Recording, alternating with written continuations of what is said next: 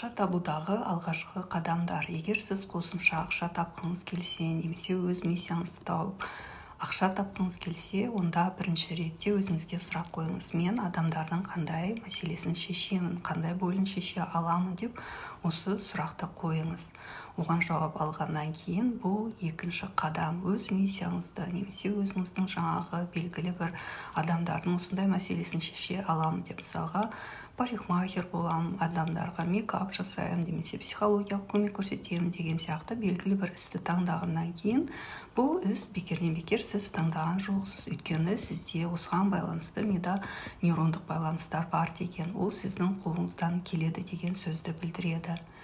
Енді бұл істі таңдағаннан кейін, өзіңіздің мақсатыңызды айқындағаннан кейін, бұл ісіңізді, бұл мақсатыңызды айналаңыздағы адамдарға құнсыздандыруға мүмкіндік бермеңіз. Мысалға, маған да айтады, сен камераға дұрыс сөйлей алмайсың, өзіңді ыңғайсыз сезінесің деген сияқты әлі күнге дейін сондай сөздерді естимін. Сондықтан да ондай құнсыздандыруға жол бермеңіз. Одан кейінгі қадам, сіз өзіңіздің ең алғашқы кішкене қадамдарды бастаңыз. Міндетті түрде кредитке кірудің қажеті жоқ.